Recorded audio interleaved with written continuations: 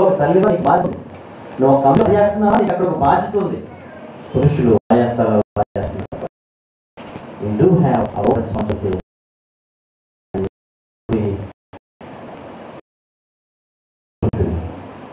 ఎలా నిర్వర్తిస్తున్నాం? ప్రభు బాధ్యతాయుతమైనటువంటి ఒక కుమారుడు, బాధ్యతాయుతమైనటువంటి ఒక గురువు అయిన, బాధ్యతాయుతమైనటువంటి ఒక సమాజపు వ్యక్తి. సిలువలో నుండి కూడా ఆయన తన బాధ్యతను నెరవేరుస్తూ ఉన్నాడు. అమ్మ ఇదిగో నీ కుమారుడు. మరి అక్కడ నిలుచున్నటువంటి ఆ వ్యక్తిని చూసి అన్నాడు, అయ్యా ఇదిగో నీ తల్లి. ఈ సువార్త రాసిన యోహానే కనుక అక్కడ నిలబడింది, తన పేరు అక్కడ రాసుకోవడానికి ఇష్టపడలేదు. యోహాన్ గురించి రాయబడిన మాట, ఆ క్షణం నుంచి ఆమెను అతడు చేర్చుకున్నాడు. చేతులు పైకి గట్టిగా చెబుతాను, హల్లెలూయా. ఏమంటే సొంతలే, తల్లిదండ్రులే లేకపోతే పిల్లలే బాధ్యతలు నెరవేర్చడానికి ఇష్టపడలేదు. ఇప్పుడు యోహానికి మరియ యొక్క బాధ్యత అదనపు భారమేనా? ఎస్. అని సంతోషంతో యాక్సెప్ట్ చేశాడు, చాలా ఆనందంతో స్వీకరించాడు. కొన్నిసార్లు మనం బరువు అనుకుంటాం, అది మన బాధ్యత. కొంతమంది ఎలా తీసుకుంటారంటే, ఇట్స్ మై ఆపర్చునిటీ, ఇది నాకు ఇవ్వబడిన ఒక అవకాశం. చేతుల పైకి వందనాలు, హల్లెలూయా. కనుక దేవుని బిడ్డలారా, మన బాధ్యత మనం నెరవేర్చడానికి కూడా మనకి దేవుడు ఎన్నో అవకాశాలు ఇస్తున్నాడు. దాన్ని చేద్దాం. ఈ 3 మాటలు యేసు ప్రభువారు 9 గంటల వేళ సిలువలో వేలాడదీయబడినప్పుడు వెంటనే వెరీ షార్ట్ మధ్యలో 3 మాటలు మాట్లాడిన తర్వాత ఆల్మోస్ట్ ఫర్ 5.5 hours, 5.5 గంటలు సేపు ఏంటంటే నిశ్శబ్దమే. కనుక 4వ మాట మనం ఆల్రెడీ ఈ లూకా సువార్తలోనే మనం చదివాము, మార్కు సువార్తలో మనం చదివాం కదా. ఎలోయి ఎలోయి లామా సబక్తాని అని ప్రభు బిగ్గరగా కేక వేశారు. ఆ మాటకు నా దేవా నన్ను ఎందుకు చెయ్యి విడిచితువని అర్థము. చేతుల పైకి ఎత్తువారు, హల్లెలూయా. దేవుని బిడ్డలారా, అక్కడ నిల్చున్న వారిలో మరి హెబ్రీయులు ఉన్నారు, అలాగే గ్రీకు భాష మాట్లాడేటటువంటి వ్యక్తులు ఉన్నారు, అలాగే యూదుల యొక్క వాడుక భాష అయినటువంటి అరామిక్ భాష మాట్లాడి అర్థం చేసుకోగలిగినటువంటి వారు అక్కడ చాలా తక్కువ మంది ఉన్నారు. మరి యేసు ప్రభువారు మాట్లాడినటువంటి మాటలన్నీ కూడా మరి అరామిక్ భాషలో మాట్లాడినటువంటి మాటలు. మరి ప్రభు ఈ మాట సెలవిచ్చాడు, ఎలోయి ఎలోయి లామా సబక్తాని అని బిగ్గరగా కేక వేశాను. ఆ మాటలకు నా దేవా నన్ను ఎందుకు చెయ్యి విడిచిద్దువని అర్థం. అయితే 35వ వచనం మార్కు సువార్త 15లో దగ్గర నిలిచిన వారిలో కొందరు ఆ మాట విని, అదిగో ఏలియా పిలుచున్నాడు. ఒకడు పరిగెత్తుకొని పోయి స్పంజి చిరకాలో నుంచి రెల్లును తగిలించి ఆయనకు త్రాగనిచ్చి తాళుడి. ఏలియా వీళ్ళు దింపవచ్చునేమో చూద్దామని చెప్పాను. దేవునికి వందనాలు చెప్పాను, గట్టిగా చెప్తా. అంటే ప్రభువు పలికినటువంటి మాటను అక్కడ ఉన్న వారిలో ఎక్కువ మంది అసలు అర్థమే చేసుకోలేదు. అంటే తప్పు అర్థం కూడా చేసుకున్నారు. ఏలియాని పిలుస్తున్నాడు, ఏలియా వస్తాడేమో చూద్దాం.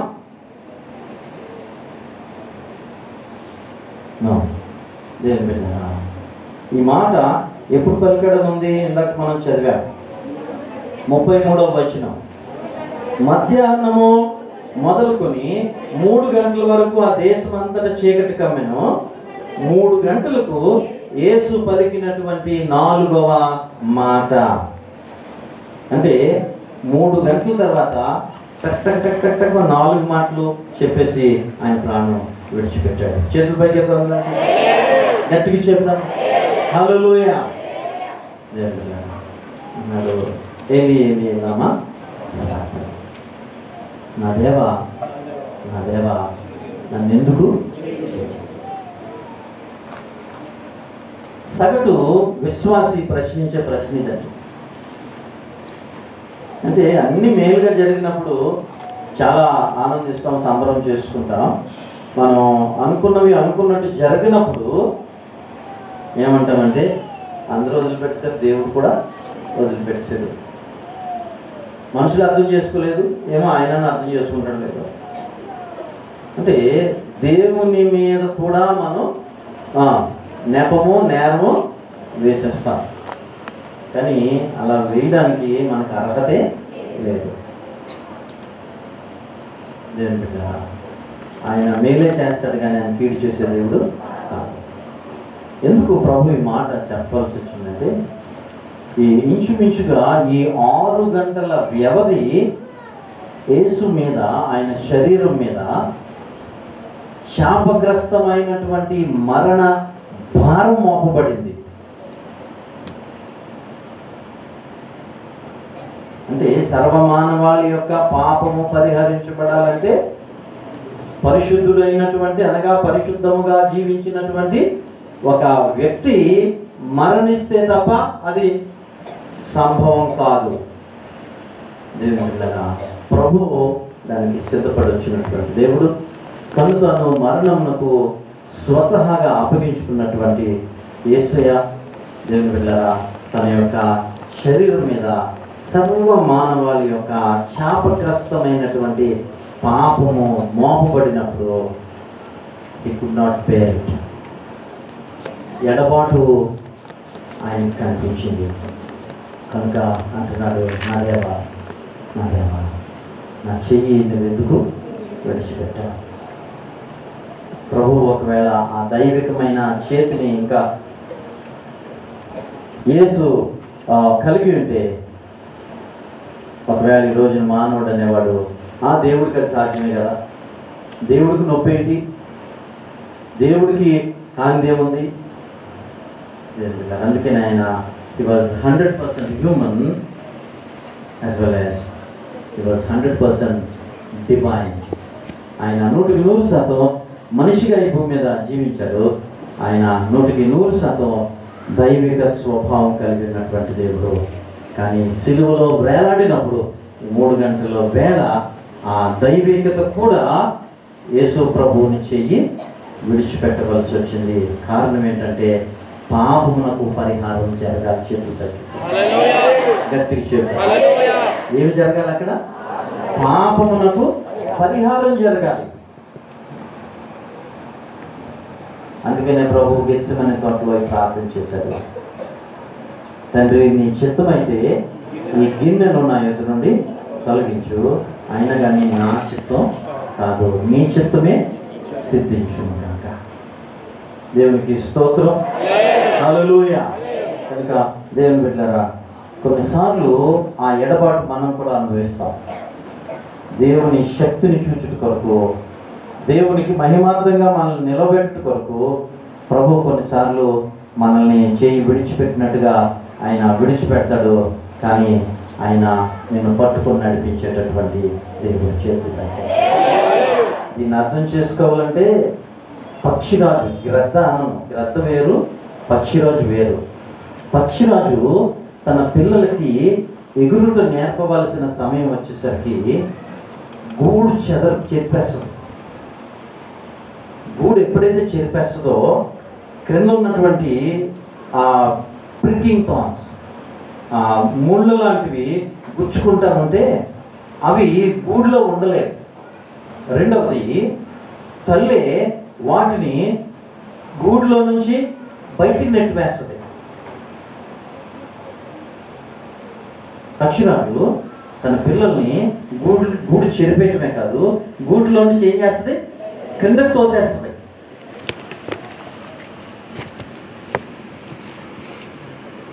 అవి వచ్చి రాని రెక్కలతో టక్ టక్ టక్ టక్ టక్ టక్.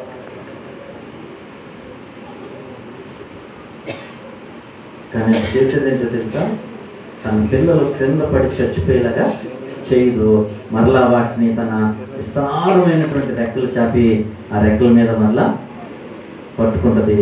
మళ్ళీ తీసుకుని వచ్చి ఎత్తైన స్థలంలో కూర్చోబెడుతుంది. చేతులు గట్టిగా చెబుతామా హల్లెలూయా.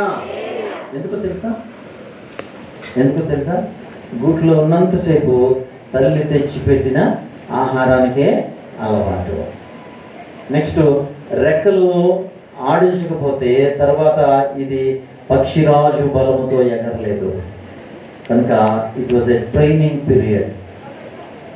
ఇట్ ఈస్ కోచింగ్, తల్లి ఇస్తున్న కోచింగ్, ట్రైనింగ్.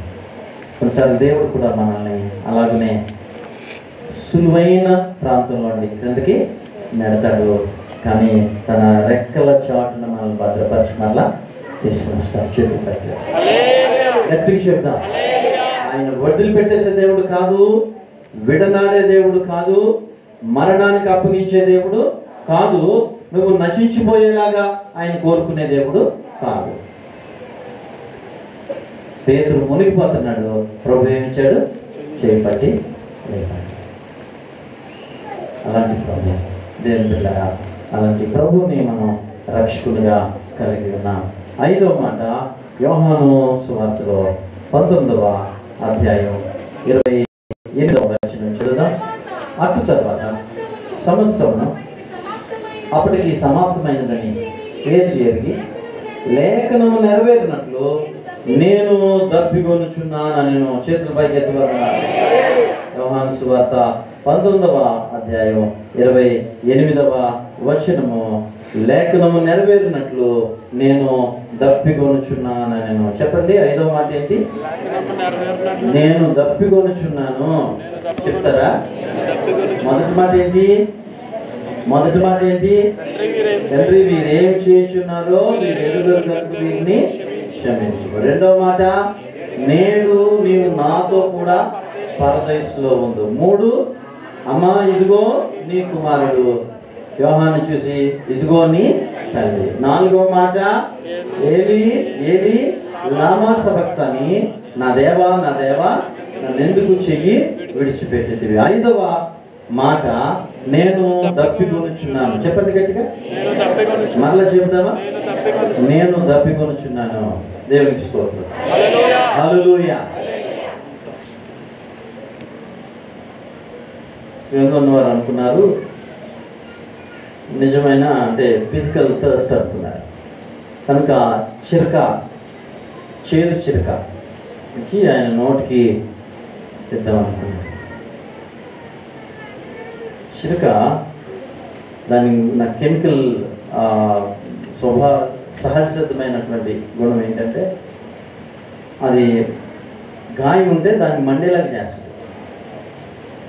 అప్పుడప్పుడు మన చేయి తెగితే కనీసం ఒక నిమ్మకాయ చుక్కపడింది అనుకోండి, ఏమవుతుంది? చుక్కు మండుతుంది.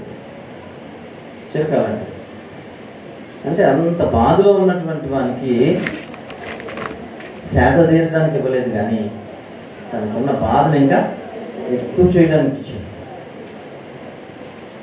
అయితే ప్రభు యొక్క దాహం అది కాదు. ఆయన దాహం, ఆయన ఆహారం వేరన్నాడు. చేతులు పైకి. అందుకనే ప్రభు అన్నాడు, నేనిచ్చు నీళ్లు తాగితే నువ్వు మళ్ళా గడుపుతావు. ప్రభు అన్నాడు, నాది ఈ భూరూపు సంబంధమైన ఆహారం కాదు. అందుకనే యోహాను 4వ అధ్యాయంలో చుక్కారనే ఊర్లో యేసు ప్రభు అక్కడ కూర్చుండిపోయాడు, కానీ శిష్యులు దేనికి వెళ్ళారు? ఊర్లోకి భోజనం సంపాదించుకోవడానికి వెళ్ళారు. కనుక ప్రభు అన్నాడు, నా భోజనం వేరు. చేతులు పట్టేస్తారు. హల్లెలూయా. దేవుని బిడ్డలారా, ఆయన దాహం వేరు, ఆయన యొక్క భోజనం ఆకలి వేరు. ఆయన దాహం ఏంటి అంటే నీవు నేను ఈ లోకంలో దప్పిక తీర్చబడిన వారమై ఎక్కడ ఇంకా అసలు ఆ దప్పిక లేదో అక్కడికి రావాలని, అక్కడ చేరాలని ఆయన ఉద్దేశం. చేతులు పైకి గట్టిగా చెప్తాం. హల్లెలూయా. ఏంటంటే ఆయన దాహం, నీవు నేను ఇక్కడ మన ఆత్మ సంబంధమైన దాహము తీర్చబడిన వారమై ఇంకెక్కడ ఆకలి దప్పులు లేవో అక్కడ మనం చేరాలని దేవుని యొక్క దాహం. కనుకనే శుక్రవారం ఊర్లో ఆయన వెళ్ళినప్పుడు ఏమంటుంది, నువ్వేంటి నాకు నీళ్ళు ఇస్తాను అంటున్నావు,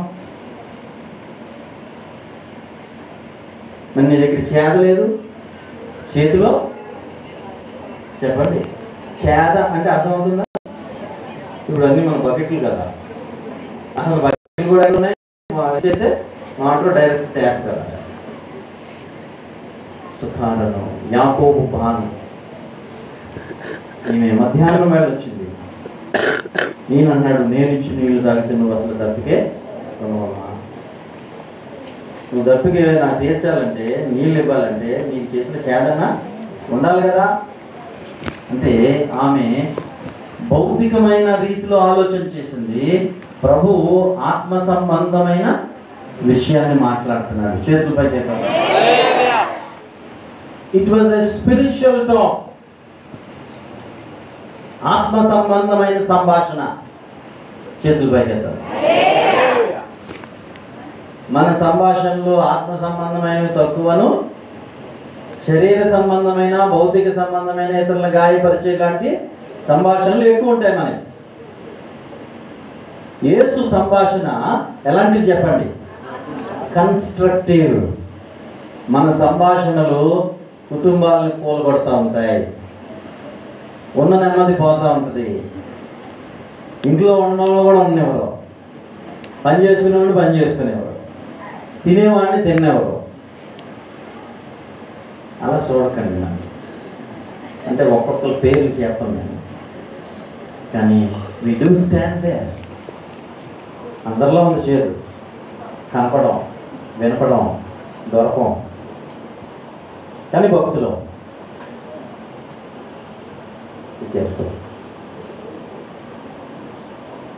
మన కుటుంబాన్ని కడుతున్నామా, వెరదీస్తున్నామా?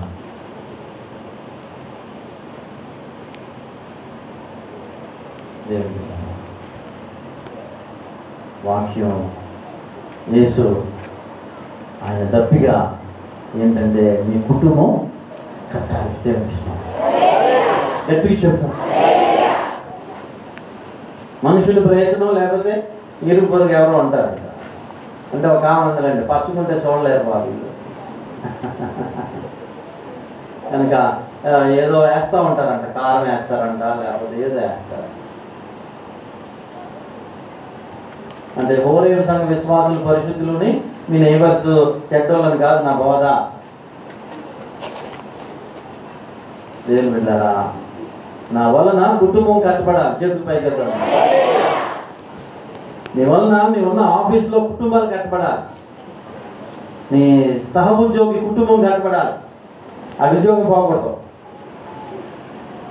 నీ ఇంటి పక్కన వాళ్ళు ఇల్లు పచ్చగా ఉండాలి. దేవుని ఇష్టం గట్టిగా చెబుతాం. హల్లెలూయా. దేవుడు కుటుంబాలు కట్టబడు. ఆయన దప్పిగా మనల్ని కట్టాలని, మనం ఆత్మీయంగా బలపరచబడాలని ఆయన దప్పిక ఏంటంటే మనం బండ మీద కట్టబడాలి. దేవునికి స్తోత్రం. ఎక్కడ కట్టబడాలి? బండ మీద కట్టబడు. బండ మీద ఉన్నాడు దోషి. దేవుని స్తోత్రం. ఇంకెక్కువ చెప్పను ఆ మాటలో. నేను అనుకున్న టైంకి ఇంకొక 10 నిమిషాలు నాకు గురించి చేస్తాను.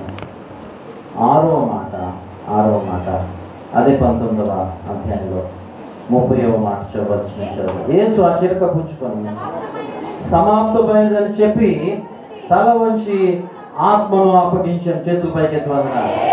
హల్లెలూయా. ఇంకా 6వ మాట సమాప్తమైనది. చెప్పండి, సమాప్తమైనది. It's finished. ఒక ముగింపుకు తీసుకుని వచ్చాడు. సమాప్తం.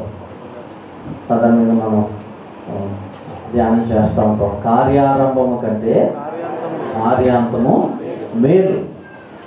చెప్పండి, ఒక పనిని మనం ఎలాగున ప్రారంభించామనే దానికంటే దాన్ని ఎలాగున మనం ముగించామన్నది చాలా ప్రాముఖ్యం. అంటే ఇల్లు కట్టుకుంటున్నాం, పునాది వేసుకున్నాం, పిల్లర్లు వేసాయి, స్లాబ్ వేసాం, అది అక్కడ ఆగిపోయింది, ఇప్పుడు ఏమంటారు చెప్పండి, ఏదో వేసాడు కట్టేసాడు, స్లాబ్ వేసాడు, చూడు ఎలా ఉందో బోడిగా అంటారా అనరా? అదే చక్కగా మరి ఒక 2-3 నెలల్లో శుభ్రం చేయబడి చక్కగా పొందుపరచబడి అన్ని వనరులు వస్తువులతో కలిసి అది నివాసయోగ్యమైన గృహంగా ఉందనుకోండి, అప్పుడు ఏమంటారు చెప్పండి, సంవత్సరం అయిందండి ప్రారంభించి, ఈ సంవత్సరంలో దేవుడు మేలు చేశాడు, ఇల్లు శుభ్రం అయిపోయింది, అయ్యగారు వచ్చి డేట్ పెట్టండి. ఏమెట్టాలి? అందరూ అడగగా అయ్యగారు డేట్ ఎట్టేశారు, మీరు వచ్చి రిబ్బన్ గట్రా కటింగ్ చేసేయండి సరిపోదు. కొందరే ఉంటారు, అయ్యగారు కొంచెం డేట్ పెట్టండి. ఆ డేట్ పెట్టేటప్పుడు కూడా కొన్ని సజెషన్స్ ఉంటాయి. అక్కడ మంగళవారం కాకుండా చూడండి. విశ్వాసుల్లో చాలా దొంగలు ఉన్నారు.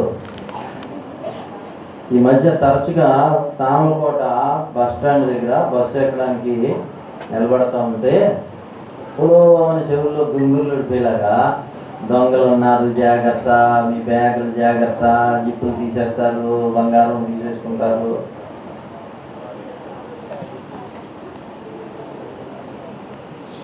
కనుక దొంగలు ఎక్కడున్నారు చెప్పండి? ఇంటి దొంగ అంట. ఏం దొంగ? ఇంటి దొంగ. పట్టుకోగలవా? పట్టుకోలేవు. దొరుకుతాడా? దొరకదు. కానీ నెమ్మది లేకుండా, సమాధానం లేకుండా ఈ రోజున ప్రభువు మన జీవితంలో మనం ఉన్నటువంటి శాపగ్రస్తమైన మరణానికి ఒక స్టాప్ పెట్టాడు. నిర్మిస్తాం ఏంటి సమాప్తం చేశాడు తెలుసు? ఆయన మనపై ఇక మరణానికి ఏం లేకుండా చేశాడు, అధికారం లేకుండా చేశాడు. చేతుల పైకి కనుకనే యేసు మరణం ద్వారా సిలువలో సాతాను యొక్క తలను చితకదొరికాడు, మరణపు ముళ్ళును విరిచివేశాడు. దేవునికి వందనాలు. కనుక దేవుని బిడ్డలారా, శాపానికి ఒక ముగింపు, నీ మరణానికి ఒక ముగింపు ప్రభు అన్నాడు. ఇక రెండవ మరణము వానికి లేదు. చేతులపైకి ఎందుకంటే క్రీస్తు మన కొరకు మరణించాడు కనుక. దేవునికి వందనాలు. చాలా ఉన్నాయి. ఈ రోజున దేవుని బిడ్డలారా, మరి ప్రభు సమస్తాన్ని కూడా సమాప్తం చేసే వచ్చిన పనిని ఆయన ముగించి successfully he could complete his task. అంటే ఏ పని నిమిత్తమైతే వచ్చాడో ఆ పనిని విజయవంతంగా ముగించాడు. చేతుల పైకి. కొన్నిసార్లు మన పనులు ముగించబడవండి, అంటే మధ్యలో వదిలేస్తాం. ప్రభు అలాగున చేతకాలంలాగా ఓడిపోయినలాగా వదిలిపెట్టేది. He could successfully complete the work for which he had come to this world. ఈ ప్రపంచంలోకి, లోకంలోకి ఆయన ఎందు నిమిత్తమైతే వచ్చాడో ఆయన వచ్చినటువంటి పనిని ఆయన విజయవంతంగా ముగించాడు. So it was a victorious death. విఫలమైపోయిన మరణం కాదు ఇది విజయవంతమైన మరణం. మరణం కూడా అది ఎలాగా విజయవంతంగా చేశాడు. దేవునికి స్తోత్రం. హల్లెలూయా. ఇక చివరి మాట లోకాసు సువార్త 23వ అధ్యాయం 46వ వచనంలో, అప్పుడు యేసు గొప్ప శబ్దంతో కేక వేసి, తండ్రి నీ చేతికి నా ఆత్మను అప్పగించుకొనుచున్నాను. అందరి మాట చెప్పండి. తండ్రి నీ చేతికి నా ఆత్మను అప్పగించుకొనుచున్నాను. చేతుల పైకి హల్లెలూయా. దేవుని బిడ్డలారా, సాధారణమైన మరణం పొందుతున్న ప్రతి వ్యక్తి కూడా అప్పగింతలు ఇస్తాడండి. అప్పగింతలు కాదు, ఏంటి? అప్పగింతలు ఉంటాయి. మీ ఆత్మీయ తండ్రి, మా శారీరక తండ్రి బెన్నిబాబు గారు కూడా ఆయనకు తెలిసింది. ఆయన చక్కగా ప్రార్థన జరుగుతూ ఉంటుండగా మరి ఆయన చక్కగా అప్పగింతలన్నీ అప్పగించారు. ఆయన అప్పగించి ఆయన ఇక నాకు కొంత సమయం ఇవ్వండి, నన్ను నేను సిద్ధపరచుకుంటాను అని చెప్పి ఆయన అప్పగింతలన్నీ అప్పగించిన తర్వాత సిద్ధపడుతూ ఆయన ప్రశాంతంగా ప్రభు సన్నిధికి వెళ్ళారు. ఆయన దేవుని కొరకు గట్టిగా చెప్తా హల్లెలూయా. కనుక ఆయనలో ఆయన మరణంలో ప్రశాంతత చూశాను నేను. రెస్పాన్సిబిలిటీస్ చక్కగా ఆయన నిర్వర్తించారు. కొన్ని విషయాలు మా మేనమామతో చెప్పాల్సిన విషయాలు వారిద్దరిని పిలిచి వారితో పంచుకున్నారు. ఇప్పటికి దాదాపు 18 సంవత్సరాలు అయిపోతుంది. నేను ఏం చెప్పారని కూడా అడగలేదు. మేనమామలు ఇద్దరు మాకు పరిచయలు అన్నిట్లో సహకరిస్తూనే ఉంటారు. ఇప్పటికి ఈరోజు కూడా డాడీ ఏం చెప్పారు మీతో అన్న మాట మీ ముగ్గురులో ఎవరు కూడా అడగలేదు. అడగాల్సిన అవసరత రాలేదు. చేతులు పైకి. అంటే ఆయన పనిని ఆయన ఎంత చక్కగా ప్లాన్డ్గా ఆయన చేశారో, ముగించారో దేవుని బిడ్డ. అంతేకాదు ఆయన దేవునికి ఆవిష్కున్నారు. నాతో ఎవరు మాట్లాడద్దు, నేను సిద్ధపడుతున్నాను. ఆయన సిద్ధపడడం తెలిసింది. ఆ తర్వాత ఒక పావు గంటకి డాక్టర్ వెంకటరావు అని ఇంద్రపాలలో ఉంటారు. ఆయన చూసి టార్చ్ లైట్ కండక్టర్లో వేసి ఆయన అన్నారు, ఈయన ప్రభు సన్నిధికి నేర్పిస్తూ గట్టి చెప్దాం హల్లెలూయా. దేవుని బిడ్డలారా, మనం ఈ లోకానికి ఒక పని మీద వచ్చామండి. పని మీద మనం పంపించాడు. మనం కూడా ప్రభు మనకి ఇచ్చిన పనిని సమాప్తం చేయాలి. అంతేకాదు మనకు ఒక ఆత్మ పెట్టాడు కదా.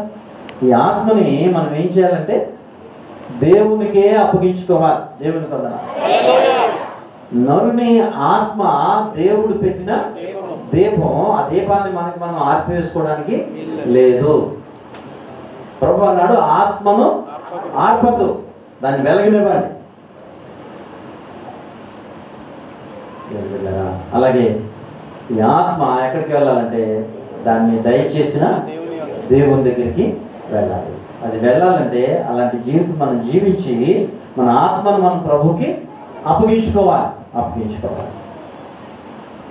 కనుక దేవుని బిడ్డలారా, ప్రభు శిలువలో పలికిన ఈ 7 మాటలు మనకు అనేకమైనటువంటి సత్యాలను వెల్లడి చేస్తూ ఉన్నాయి, బోధిస్తూ ఉన్నాయి, నేర్పిస్తూ ఉన్నాయి. ఇదేదో 7 మాటలని పలికేసుకొని చదివేసి లేకపోతే రాసేసుకొని గ్రంథస్థం చేసేసుకుంటే సరిపోదు.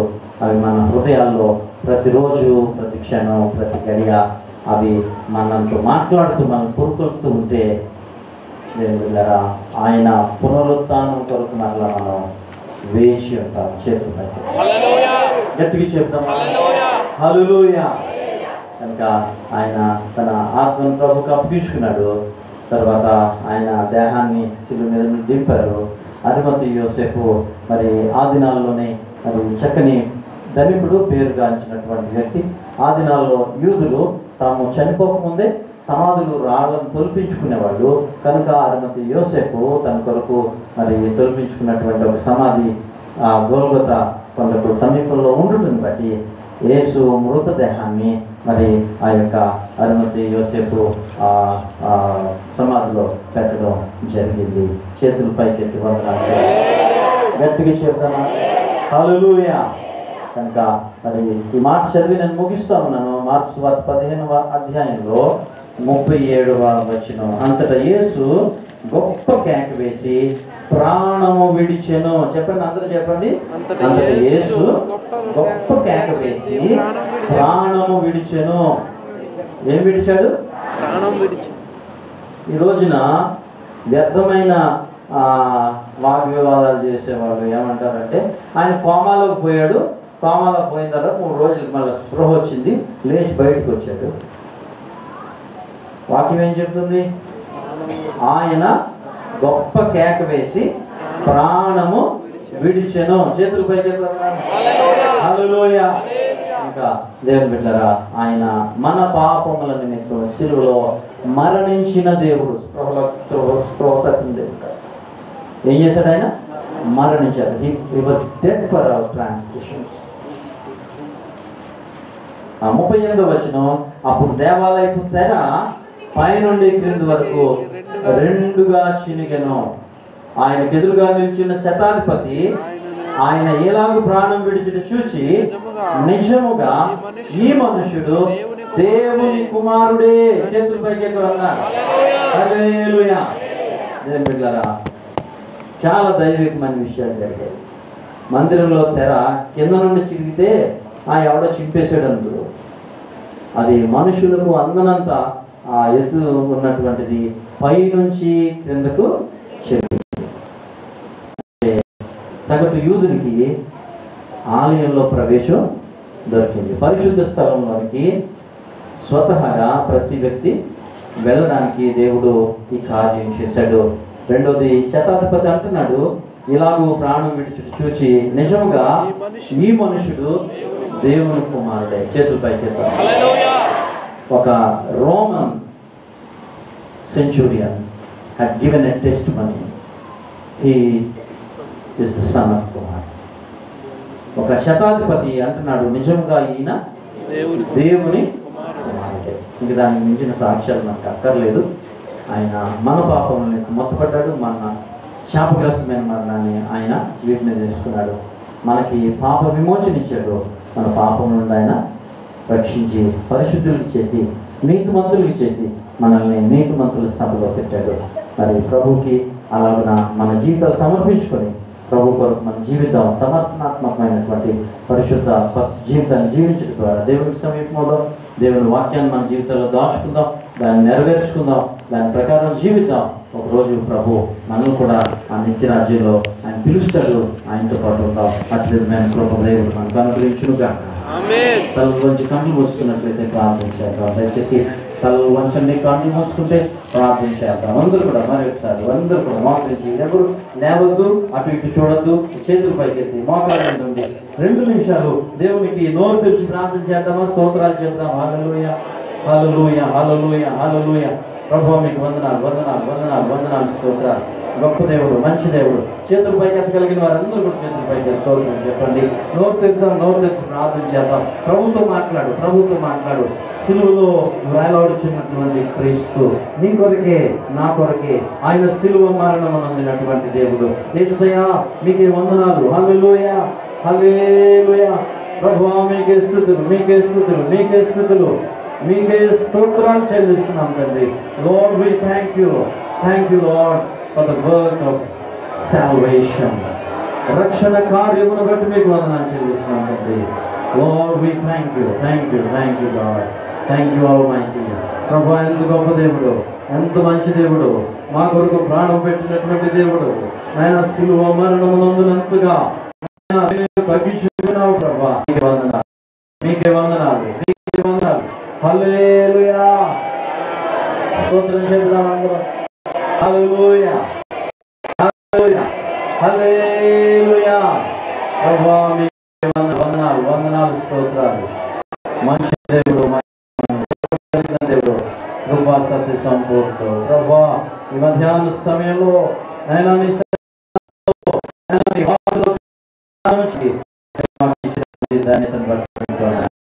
నైనా మీరు మా జీవితాల్లో చూపించినటువంటి కృపలను బట్టి మీకు వందనాలు ప్రభువా. హల్లెలూయా, హల్లెలూయా, హల్లెలూయా, హల్లెలూయా. యేసు మీకే స్తుతులు, మీకే స్తుతులు, మీకే స్తోత్రాలు చెల్లిస్తున్నాం ప్రభువా. Thank you God, thank you God, thank you God. అందరూ 2 నిమిషాలు ప్రార్థన చేద్దాం. చేతులు పైకెత్తి దేవునికి వందనాలు ప్రభువా. మీకే స్తుతులు, మీకే స్తుతులు, వందనాలు ప్రభా, వందనాలు నాయన. హల్లెలూయా, హల్లెలూయా. ప్రభుతో మాట్లాడదామా? సిలువలో వేలాడినటువంటి క్రీస్తు ఆయన మన పాపముల నిమిత్తమే, నీ పాపముల నిమిత్తమే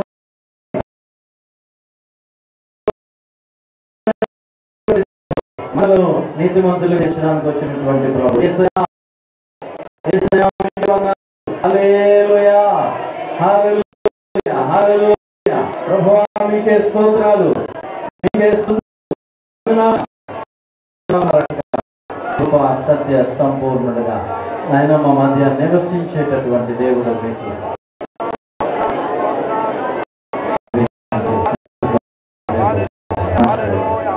మా చేద్దాము.